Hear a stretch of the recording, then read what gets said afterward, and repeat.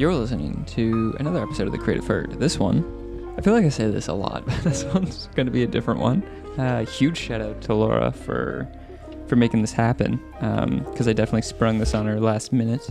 Lara is a hand poke artist, and as I was getting ready to go over there, I gave her a shout and I was like, hey, do you mind if I just set up like a mic and we do a little episode? And she was like, yeah, dude, like let's set that up. So that's kind of the context of what's happening. She is doing a piece of text on my knee. It was part of her flash sheet at the time. It was take care. So yeah, that's, if you can kind of just visualize that during the conversation, that's what's happening. She's hard at work, and I'm just kind of hanging out. But yeah, in the episode, we kind of go through how she started in this whole like hand poke world. She has a very specific style, and it's kind of like a whole single line drawings, which is like super rad. We talk about an art show that she put on in the process behind that, and the anxiety that comes with setting up something like that. And we talk a little bit about remembering to check yourself and just be aware of the person you're becoming. So yeah, that's kind of the context of the episode. Maybe visualize that in your head while this is going on. But if the audio sounds kind of weird, that's why. I didn't really know where to put the mics. There's not really a mic on myself, so I kind of sound a little bit further away because, well, I am further away from the mic. So yeah, let's just get into it.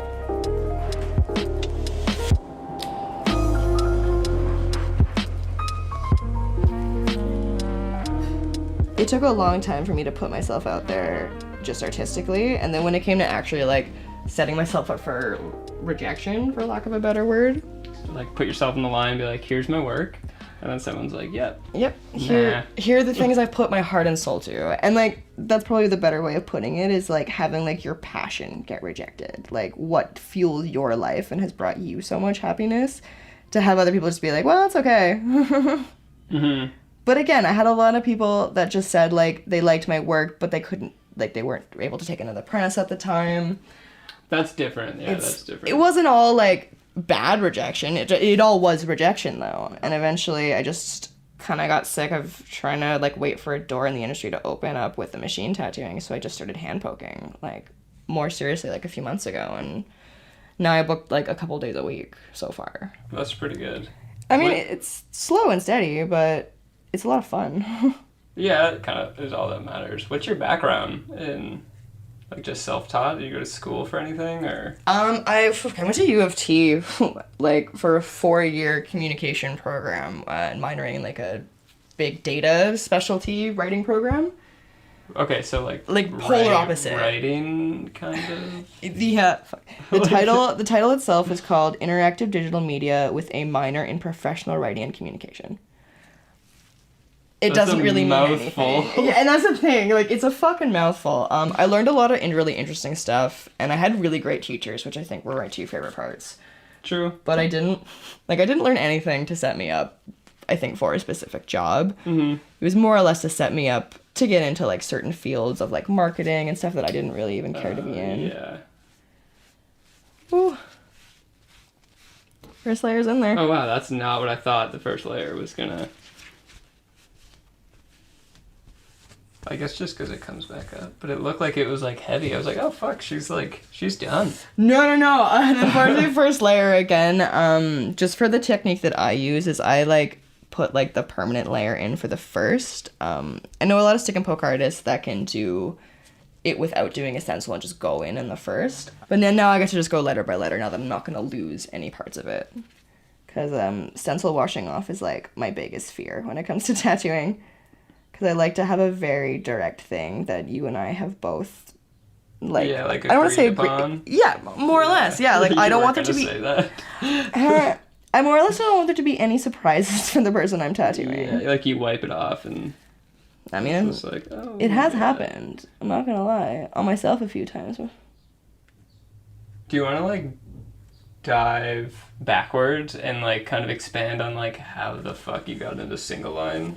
Because I feel like that's not the easiest style to like, because you were doing like very detailed work before that, no? Like all these mandalas, is that how you say it? I was, yeah. Mandala. I've heard different pronunciations. I don't really. But they're like super detailed. Thank you. There's a bunch around here, and they're like, they're thank all you. pretty crazy. I think I kind of got into single line stuff, kind of in light with the hand poking, because in my mind, like, I would be able to get straight lines with hand poking eventually. So why not start with little tiny, like I started with little cats and dogs that were like little simple outlines of the creature. And to be honest, that was the stuff that did really well on Instagram. And like, I don't really want to point it just to like, oh, it's success, maybe you want to do it. But I realized how much people liked, number one, like the animal, I guess, theme I had going in, as well as I had a few people like responding being like, oh, I love the single line concept. So that's what got me, man. Like when you started that profile up and I like saw the collection of work there, I was like, whoa, this is very cool, and it's like just different. Thank you. I just really enjoy it, like honestly, like the challenge of creating single line stuff. I've been trying to draw pretty much anything in that style. Like I'm trying to just do like stuff I see in front of me a lot right now, like people I see on the street or like flower pots and stuff like that. And I can't, like, I'm not quite 100% with it, but I really enjoy the challenge, and I get like 90% of the drawings, I'd say, are okay. Wow. Yeah, because you have to like instantly tweak your brain to be like, okay, now put it into one line. Oh, exactly. And I don't really have much of a method other than going like back and forth between like creating shapes and then creating a single line out of them.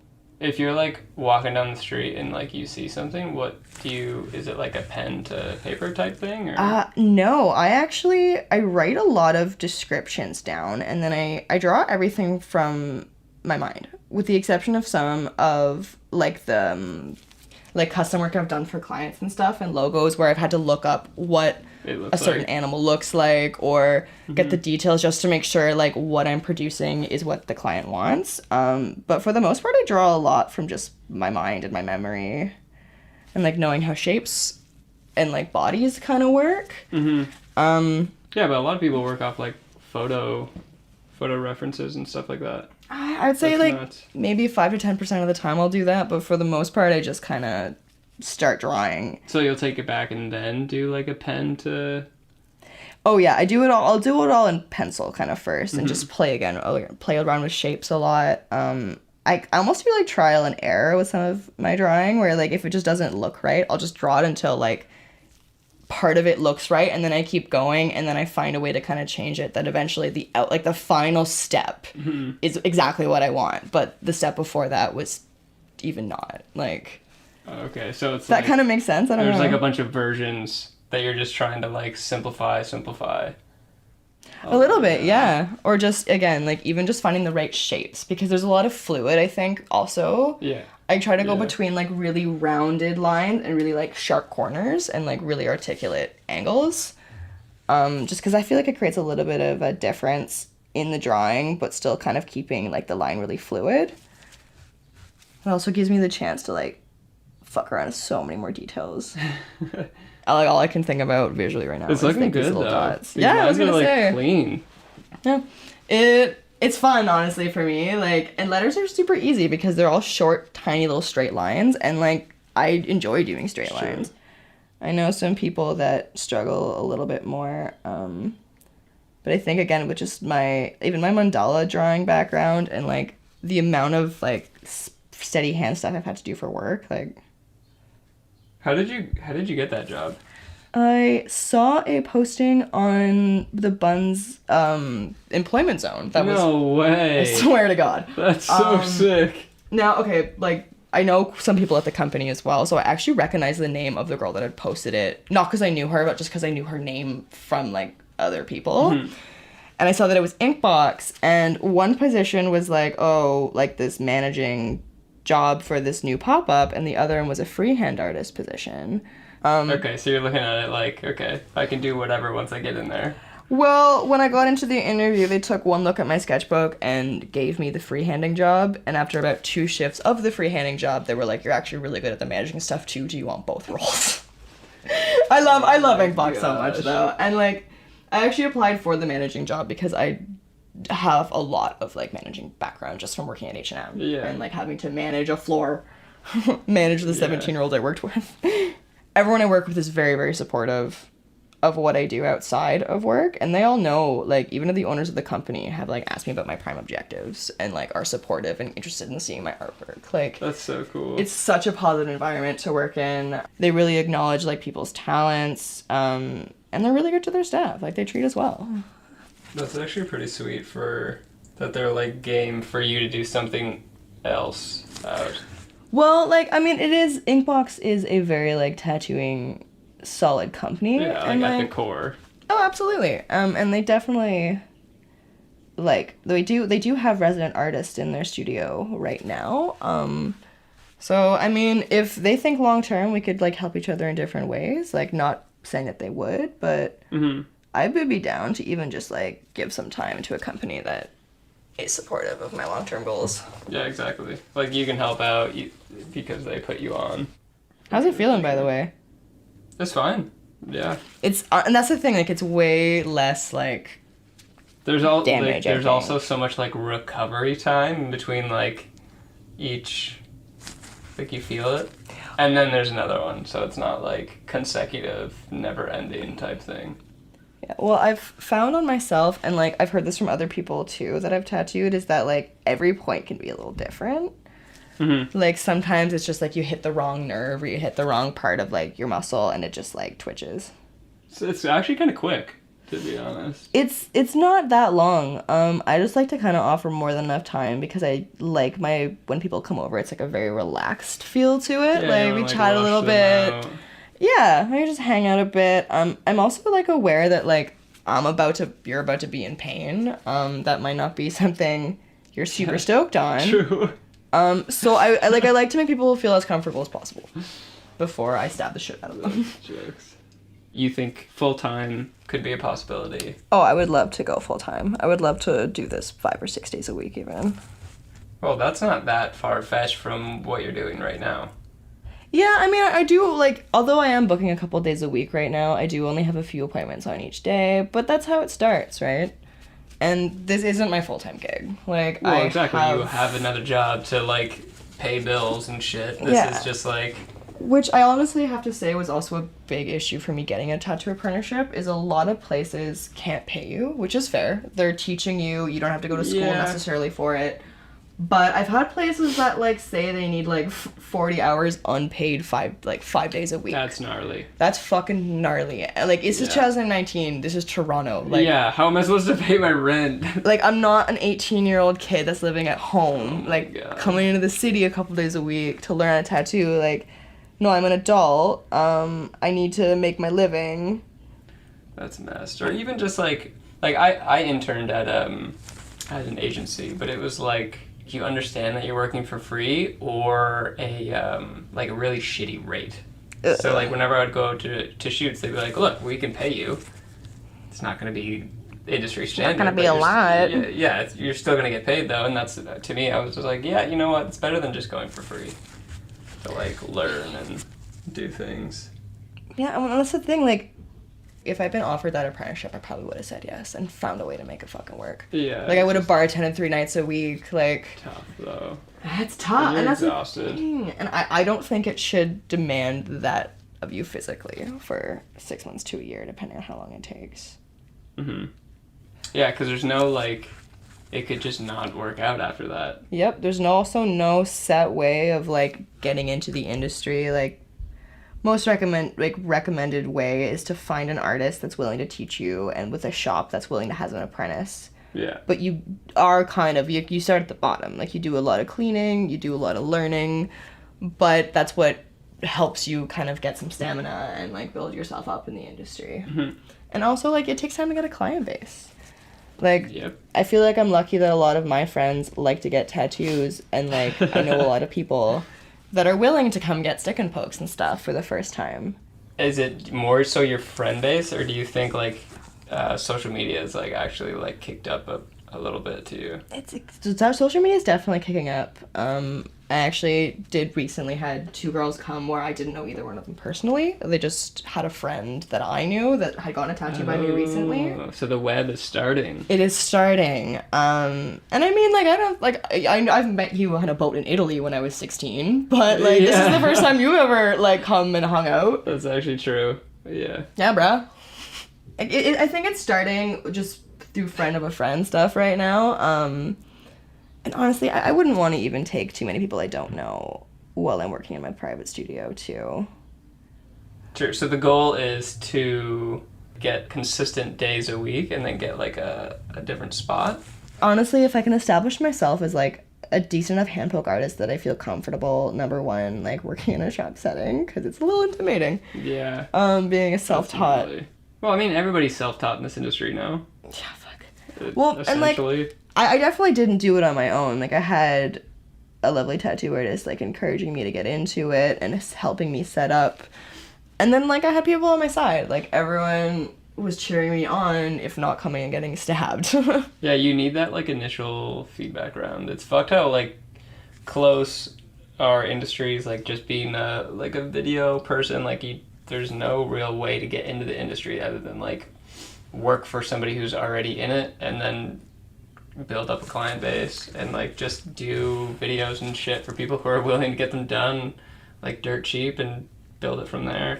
But that's I think how it should start, because I don't know, man. I know in the tattooing industry there's some people that will just throw out, like, oh, I'm going to be a tattoo artist just because they've been drawing for a little while, or they have a couple, like, loose pieces of paper in a backpack that are decent. Like, I'm not saying they're bad, but, like, they don't have the drive, I think, which I think exists in both our industries as well, as they want to see the people that are really going to, like, stick to it. Yeah. And not, I don't want to say it be wasted time on, but kind of. Yeah, well, I mean, that's what you literally had. You were like, I'm working a shitty job, but I have drive to do something else, and I just gotta, like, let it come out. Because essentially, you just need the time and, like, the energy, and if you're working, like, a 40-hour, 50-hour work week that's making you miserable, you have no, like, energy to give to the thing that you actually want to do. Yeah, and, like, that's the big part of it, is I was fucking miserable in my old job. And emotionally, I did not have, or would not have had, like, the ability to do this and to be brave enough to do this. Is this, like, a thing? Like, are there I feel like it's kind of a dumb question, but, like, are there full-time stick and poke artists? Oh, absolutely. I feel like it's just becoming trendy here more. I know there's some artists that would have been working out of the UK and, like, more Europe area that have been doing stick and poking, like, on a trendy level for a little bit longer. Yeah. Yeah, I mean, even, like, 5-10 years and stuff. But in the last year, actually, since I started stick and poking and, like, just looking into it myself, like, there's a ton of tattoo artists in Toronto alone that just do stick and pokes. A lot of them are women too, which is really sweet. Was not aware of that. I just feel like, yeah, it's kind of not, I guess, because the normal tattoo shop, you don't see that. You just see people with machines. That's it. Well, and it's also, I feel like it's a very male-dominated industry. Most of my tattoos were done by men until I started seeking out female tattoo artists. True. So that's where it is. Like, get a studio space, bunch of female stick and poke artists. There you go. That I think that's the dream, I think. Yeah. Well, I'm not saying I wouldn't want to work in a shop with guys and stuff. That honestly, to me, though, was always a little bit more intimidating. Do you want to talk about this this show that you put on? Oh yeah. How did you even get that started? Fuck. So I held it at, like, a bar coffee shop called Mallow. It's near Bathurst and Bloor. And one of, like, there's a couple guys that are, like, in the ownership team. Omar, Steven, another guy, Mike, who's, I think, he's not working there as much anymore, but I still see him around. But I was talking to Steven one day while I was doing work. I think he asked me something along the lines of, like, oh, like, what are you doing for art shows? Or, like, what is coming up for you? And I didn't have much because I was really sick and tired of this, like, art show pyramid scheme I was seeing in Toronto where, like, these big art shows would be like, oh, come be in our show, but sell $20 tickets or pay the remaining balance. And then everyone that get it. yeah, I mean, whatever, like, do what you want. in my opinion, the people that show up to those shows are friends and family because they've been pressured by the artist to buy tickets, not potential buyers of art. And not people there that are going to buy art because they've already spent $20 on a ticket to go to God knows where. I had no idea there's like a pyramid scheme going on. Makes sense. And I sense. don't want to throw around like hefty words like that. But well, you gotta again, make money. You gotta make money. 20 tickets at $20 is $400. So like if I had sold, because I've done these shows before, but if I had sold 0, that's $400 to then sell like next to nothing. I got lucky that a few people liked my prints, and I had one person buy a framed thing. But I know a lot of people that go into those shows and sell absolutely nothing because it's all people's like friends and parents that show up just to say hello. But in light of all that, I was talking to Steven one day, and he just kind of gave me the idea of like, oh, would you want to throw a show here? They had done one art show previous to that was more of like a fundraiser for, I believe, a mental health cause. So only one before. One before, but he was like he's like, I think he kind of knew my work ethic because I used to work there every fucking day just before I would go to my other job or like on whatever art tattooing stuff I had on the go. So he suggested that I threw in there, and I kind of mulled it over for like a week or something. And in my mind, I was like, okay, like, you can either give this a shot, do it really small scale, get a bunch of your friends involved, and it either works or it doesn't. So I kind of just more started planning it, like, hypothetically, and, like, I kept going to Steven and being like, all right, hypothetically, like, how much wall space could we have? Like, what night could we use? And I think I started planning it, like, on paper about 10 weeks before the actual date, but I had the date in mind. And then, again, messaged a bunch of my artist friends and stuff that was like, listen, like, I'm putting on this show. I really like your work. I'm really lucky a bunch of them said yes. I'm really fortunate for everyone that came out. Well, it's a big list, man. There's a bunch of people that supported. It was a big list. And I think it was four photographers, 2 painters, myself, and then like another like illustrator. But there was enough of a diversity, and like I chose a really like umbrella theme, the abstract humans thing, because again, knowing a lot of them personally, that I knew that it would all come together nicely, but they were all people that I trusted as well to like want to put on a good show. And it literally just kind of happened. A couple of them had done such fantastic promotion and had like really supportive big groups coming out. Like the place was probably 100 people at one point, packed shoulder to shoulder. Do you think like the ticket thing had incentive for people? Well, we didn't charge a cover. And that was but part of it. But can't you just choose what? I mean, we thought about doing a pay what you can situation. And also a big part of it for me was like, if I was going to throw on this show with all these artists coming out and just like supporting me, like I would rather have people buy their artwork, buy their prints, or spend money at the bar, because Malo actually didn't charge me a cover fee because I didn't charge a cover at the door. And it was kind of just like a, hey, like put on this art event, like... They even at that point, they're like, well, what would you need from us? And I was like, literally, like, to open the doors and then to close it up and clean it up. And, like, that was it. Like, they were very trusting. Even night of, like, I texted one of them and I was like... a server. I was like, are you coming in? And they were like, no, but you got it. Like... True. You'll be fine. I wasn't expecting it to actually, like, turn out well at all. That sounds super fucking stressful to me. The only day of, I was really stressed. Because I finished planning everything about 2 weeks out and only had to promote it a couple of times on social media and get my own artwork together. I stressed out, like, even day of really stressful. Hard. But it wasn't that bad. Did you have any, like, doubt that it wouldn't work out, though, or were you just, like, good? In my mind, just because I'm, like, a bit of an anxious, pessimistic person, like, I didn't think anyone was coming. I was, like, low expectations. Like, that's what my thinking would be, too. I'd be so fucking nervous. So, like, how do you be like, fuck it, I'm doing it anyways?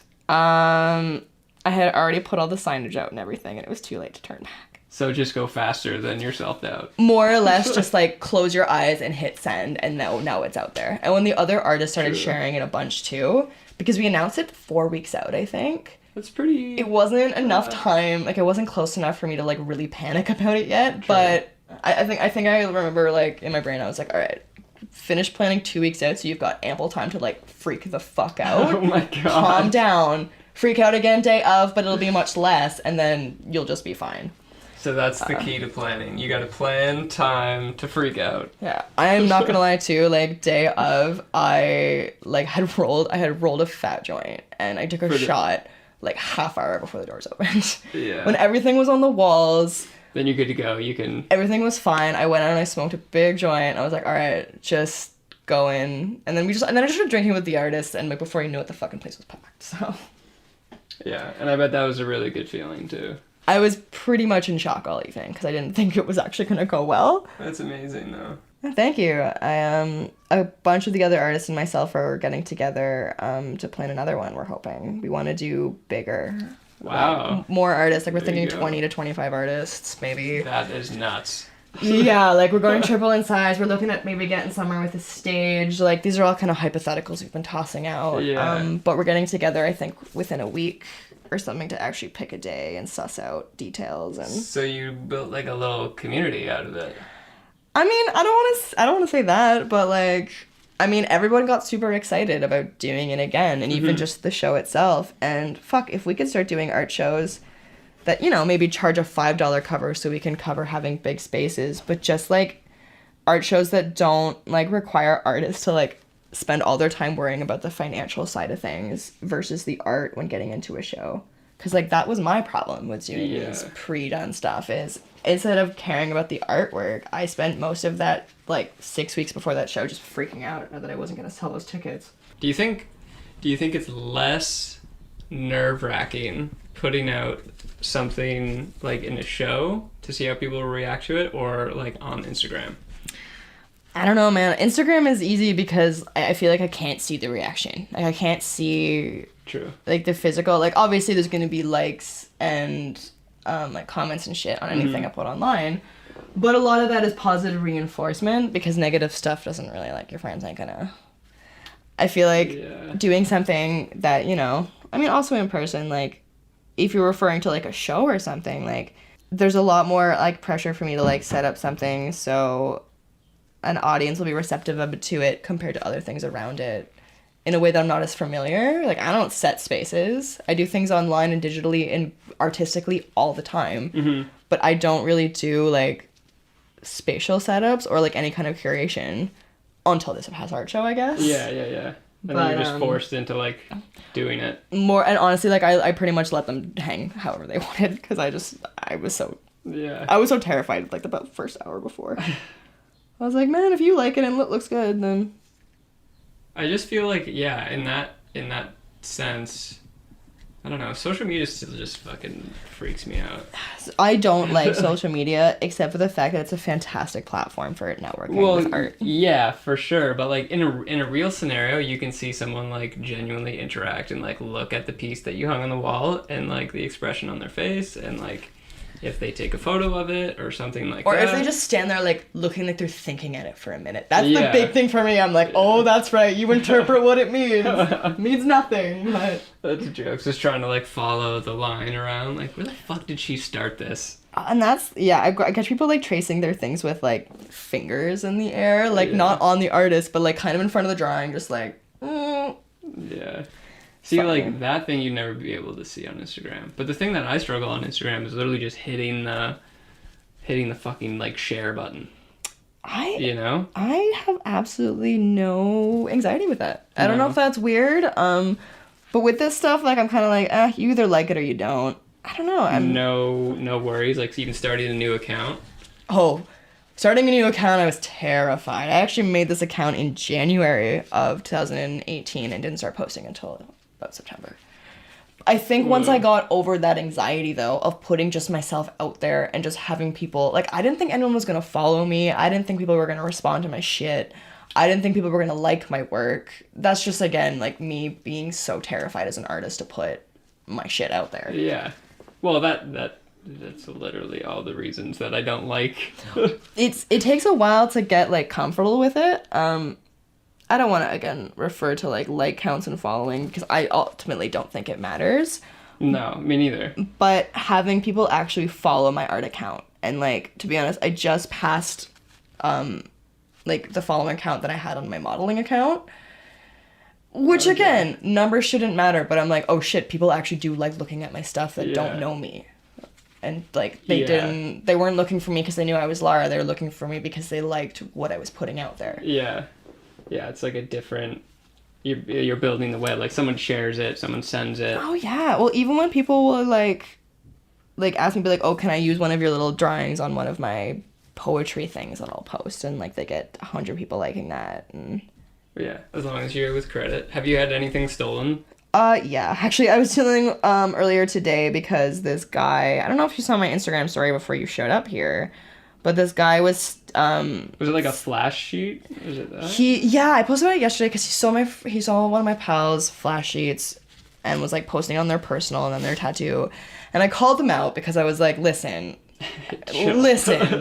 And they got back to me today and was just like, I respect your art, I'm not doing anything wrong. And I kind of went off on them a little bit and was like, you kind of are, if you don't respect artists, like if you're, like if you go on some of the posts, there are people like being like, this is my artwork, can you fucking credit me on like multiple posts? But I just called him out and like he basically said like, if you don't like your work getting stolen, close your account or make it private. And I was like, dude, that's all not... right, fuck you, number one. Yeah, that's not the premise that I'm trying to explain. That's to you. not, well, and eventually I think that's what I said. I was like, you don't understand what I'm saying, so I'm not gonna bother. I think there's a certain art to letting these things go. Because like, what can I do ultimately other than put them on blast and make them feel a little foolish? Like, they messaged me after I posted the story, were like, please delete that, please delete, and then didn't, like, and then unsent all the messages, so I was like, whatever, fuck you. It's too late, buddy. No.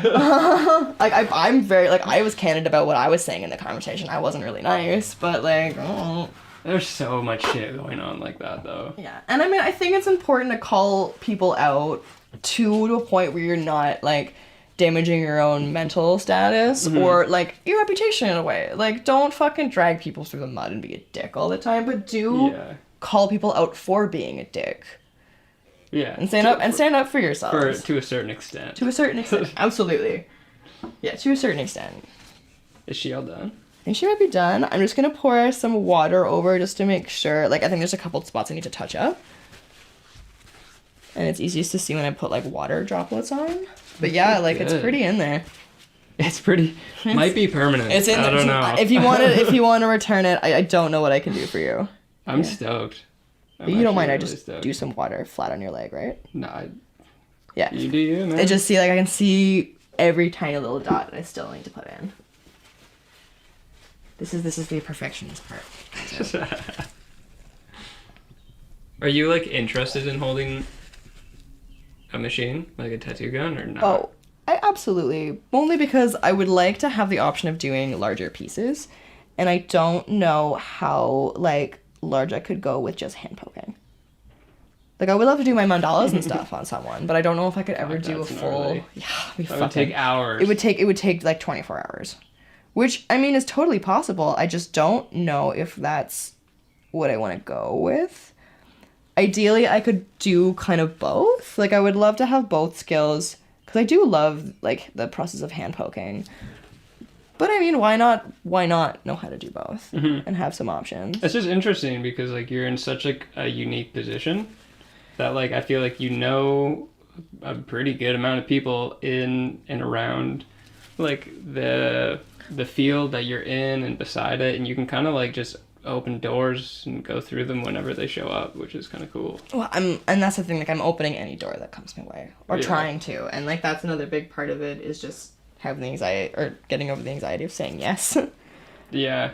Jumping in. Yeah, I feel like as you, I don't know if it's just me, but, like, as I get older, not that I'm fucking old at all, but, like, as you get older, though, that's a valid thing. It's just, like, the things, those decisions of, like, oh, that could be cool. Like, you need to make those decisions very quickly. Like, everything just happens so fast now. And you have to be ready just to be like, do I want to do this? Yeah, okay. And it has to be 100%, or it's just, like, the door will close. No, that's very true. It's fucked. Another thing, and this is just me specific, I think, is I spent a lot of time not knowing what I wanted to do. Yeah. And feeling a lot of pressure for myself to know what I wanted to do. So when I kind of realized that, like, tattooing was my thing and, like, right up my alleyway, it was kind of like, I couldn't stop myself. I just fucking dove in head first, arms flailing. How do you know, though? Like, how did you know when you started? You're like, okay, man, it was this is fucking it. It was the way to, like finding, like, the right partner in a way, or, like, the right apartment. Like, it's just something that just kind of clicks, and you're like, oh shit, this actually feels very natural. I really enjoy this. You know, there's a part of me that never wanted to work for a living either, and this is something that I could die doing 100%. It's so much fun. And here's the thing that also really made me fall in love with tattooing. Like, I have done stuff that I wasn't super psyched to do, but the act of tattooing, like, I love like the verb of tattooing, I guess. I love the act of it. Like, I don't care what you want to put on your body. It's your body ultimately. I just fucking love tattooing. I see. Like, it's this part that's happening right now. It's like, I get more joy, I think, and more excitement sometimes than some of my clients. Like, right now, I'm internally freaking out as how excited I am about this tattoo. There's like I think it's on the A. There's a nerve. Oh, yeah. Yeah. Right near your knee. Feel it, yeah. It's okay. I'm so close to being done. I just want to, like, make sure all the lines are, like, the same thickness and, like, the same weight. Yeah. But shit looks good. Okay, if I could ask you, what would be your, like, biggest thing to, like, that motivated you or, like, kickstarted you into being like, all right, I gotta quit my fucking job, other than, like, people being like, yo, you need to quit your job because you're miserable? Man, the realization of how miserable I was. Like, you just checked yourself. I just checked myself. Like, I took a step back and was like, you are crying on the floor at work. Like, you are actively seeking out moments that you can go get upset. And also, like, the type of person that I was becoming at that workplace, like, when I got stressed out and when it got to be too much, like, was not a person I enjoyed. Is there anything that you do now that you kind of, like, once a year check in and be like, we good still? I'm in a good spot? Or is it just kind of like you can just feel it now? I can just, like, I definitely am also in, like, a much healthier place mentally than I was when I was working there. Mm-hmm. For things that are completely unrelated to my job or, like, what I'm doing for work now. But I mean, I think I am a lot more, like realistic. Yeah, I'm a lot more realistic. Yeah. And also, like, when I was saying, like, I work every single day and draw every single day. Yeah. I'm aware that sometimes that can only be for 20 minutes. Sometimes it can only be a little bit. Because I do need to take breaks. And I am bad for overworking myself and putting too much pressure on myself. Mm-hmm. In many ways. Yeah, sometimes I feel like it's like a bad relationship. And a little bit, yeah. Like, other people are like, hey, like, you're not doing good. And you're like, what? I'm fine. I'm fucking fine. Until something happens and they, like, cheat on you. And you're like, whoa, I'm not fine. Well, and that's the thing. Like, I have had breakdowns within the last year, even recently. But, like, it's all just, like, again, like, just finding better ways to deal. Mm-hmm. And again, like, I get to do something that I love a couple days a week. I have people that are, like, super supportive of me doing that, and that has made a world of difference, oddly enough. Well, of course. Yeah, definitely having a support group around. People you can bounce ideas off of. Ooh. Just gonna do this little tip, and I think we're done. Too stoked. It looks so, I'm, like, mind blown at how, like, clean it looks. No, I love hand poking. Like, I feel like there's a patience that comes with it, for sure. Because, like, I go over some of these lines so many times. So you're a patient person? In general? Or just doing this? Mostly doing this. So I'm just going to do a little bit more in the C, and then we're good to go.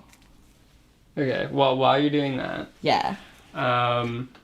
So I'm trying to, like, kind of ask everybody the same question, which is just, like, who inspires you in... It doesn't really have to be in your field. It could be in anything, but, like... more so in Toronto in the GTA, like, who's doing cool work. Yeah. Well, actually I'll like name drop a few of my favorite artists. Go for it. Just because a lot of them were people that I had conversations with about getting into the tattooing industry, and people that were supportive, like, not as friends but as other artists that would just, like, see my drive and look at my shit and be like, no, like, you actually you could do very well. Mm-hmm. So Kurt Montgomery was one of the first people I spoke to. Oh, right on. I got a flash piece by him last April. That's so sick.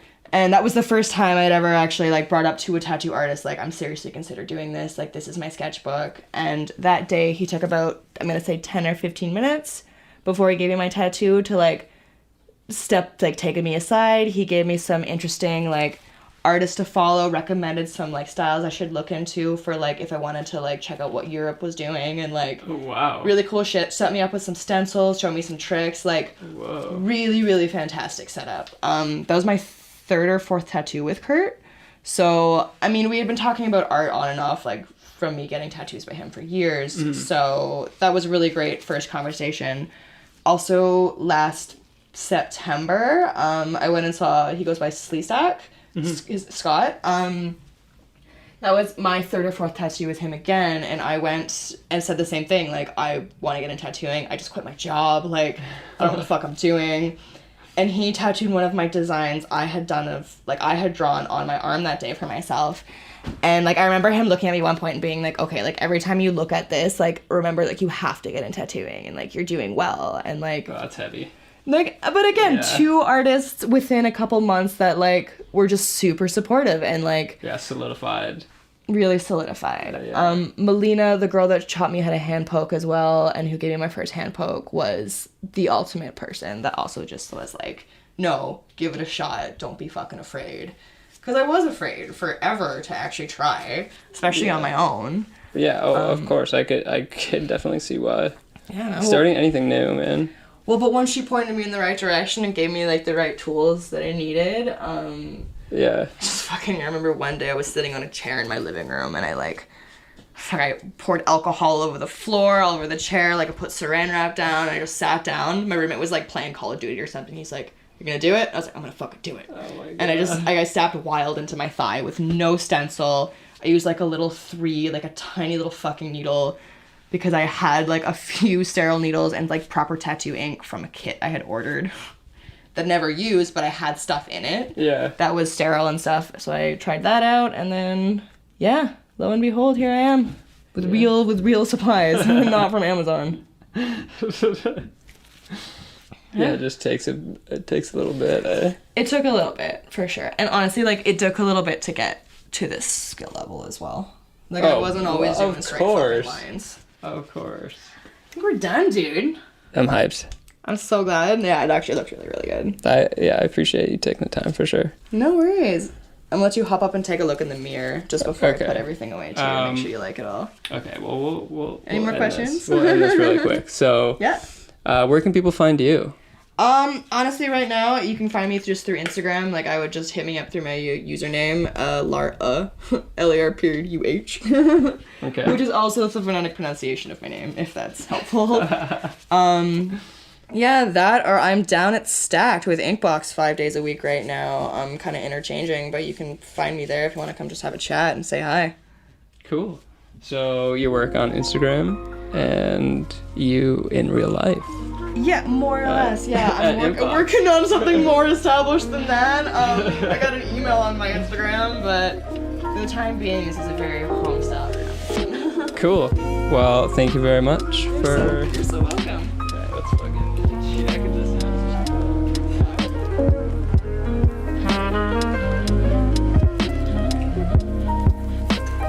Huge shout out to Laura for, again, letting me do that and just kind of bombard her last minute.